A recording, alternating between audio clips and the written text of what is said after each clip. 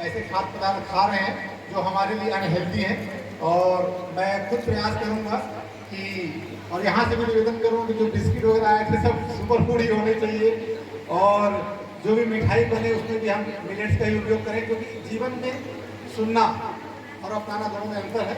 तो मैं तो संकल्प ले रहा हूँ आप लोगों के साथ कि मैं अपने जीवनशैली में धीरे धीरे करके परिवर्तन लाऊंगा, और एनर्जेटिक रहने के लिए, लंबी आयु के लिए निश्चित रूप से जैसे कि हमारी सुपर फूड क्वीन बैठी हुई है, डिंडोरी जिले से आई हैं, उनके से बातचीत करेंगे और अपने जीवन में इसको लाने का प्रयास करेंगे। आप सभी का मुझे यहाँ लाने के लिए हार्दिक धन्यवाद।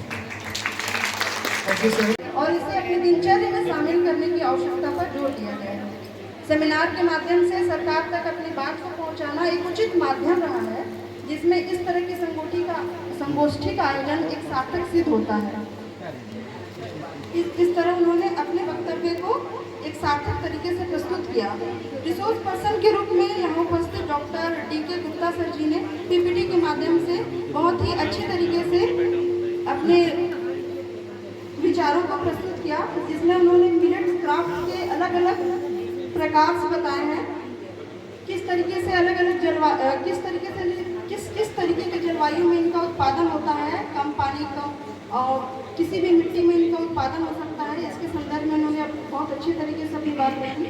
मिलेट्स जो माइक्रो न्यूट्रिशन प्रदान करता है, इसके बेनिफिट्स के बारे में डिटेल से सारी बातें बताई, साथ ही स्वास्थ्य के लिए कैसे उपयोगी है इस पर भी उन्होंने जोर दिया। इनकी जो सबसे अच्छी और बात जो मुझे निजी तौर पर अच्छी लगी, वो उन्होंने मिलेट्स में रोजगार के अवसरों को कैसे व्यक्तिगत रूप से लाया जा सके, इसके लिए उन्होंने मिलेट्स के अलग अलग जो रेसिपीज हैं, जो उसके उत्पादन के प्रोसेस है, उनको बहुत डिटेल से और बहुत संक्षिप्त तरीके से समझाया है, जो बहुत ही सराहनीय रहा है। और ये मुझे लगता है कि ये यहाँ उपस्थित सभी स्टूडेंट्स के लिए बहुत ही ज़्यादा उपयोगी सिद्ध होगा।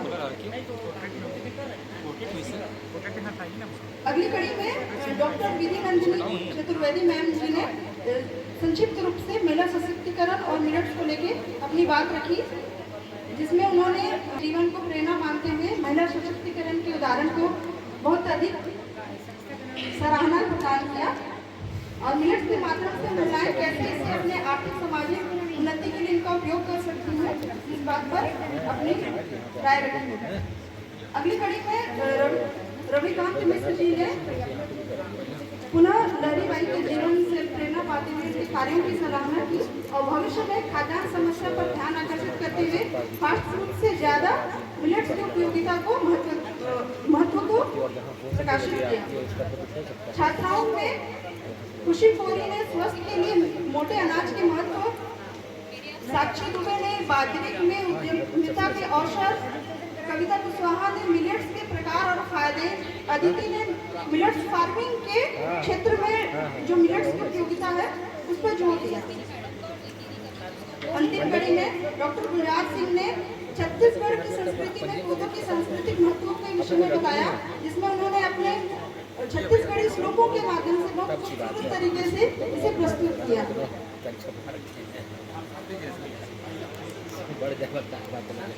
कोदो को स्थान दिया जाता है। इसका सबसे बड़ा महत्व ये है कि कोदो का जो स्टोरेज क्षमता, जिसको जैसे कोठी में आप धान रखेंगे या चावल रखते हैं और एक तरफ कोठी में आप कोदो रखते हैं, तो इसमें आप देख पाएंगे कि जो कोदो है वो सबसे ज़्यादा देर तक भंडारण किया जा सकता है। 10 से 20 साल तक कोदो के किसी भी प्रकार का परिवर्तन नहीं आता। इसीलिए जब भूखमरी का हालात होता था तो गांव के लोग इसी परंपरा को मानते हुए कोदो को अपने पास रखते थे।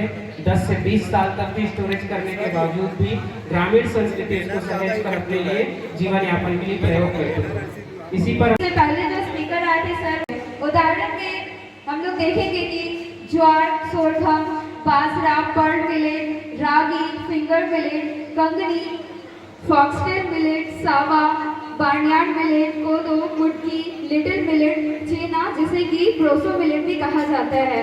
मिलेट्स जो है इसे स्मार्ट फूड भी कहा जाता है, क्योंकि ये हेल्थ और इन्वायरमेंट दोनों के लिए ही बेनिफिशियल होते हैं।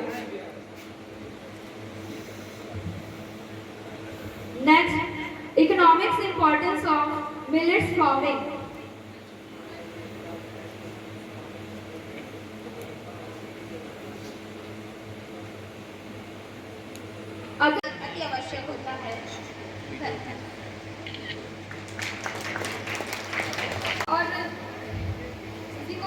मिलेट्स में बहुत सारे फायदे होते हैं, उसी को समझेंगे। पहले समझिए कि मिलेट्स के क्या क्या फायदे होते हैं।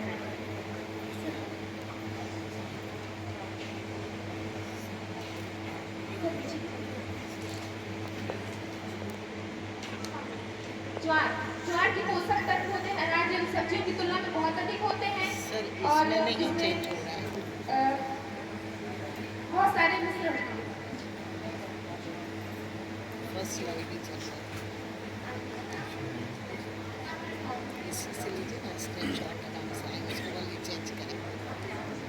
रागी भारत में ही पाई जाने वाली मिलेट है। इसका उपयोग इसका सबसे अधिक कैल्शियम होता है। और चीना बाजरा का ही एक प्रकार है जो कि मनुष्य की आंखों के लिए बहुत ही उपयोगदायी होता है। सावा कोदो की तरह एक छोटा अनाज होता है। कोरल टॉप मिलेट भी कहते हैं।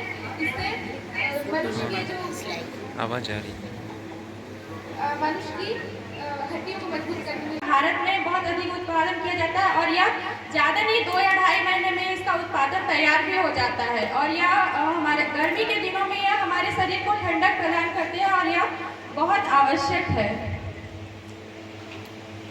रागी को मड़ुआ या मड़िया के नाम से जानते हैं अधिकांश। मैं खुद अपने फैमिली में पूछी हूँ और इसको मड़िया के नाम से बहुत पहले हमारे घर में भी उपयोग किया जाता था और ये खासकर गर्भवती महिलाओं के लिए बहुत अच्छा है।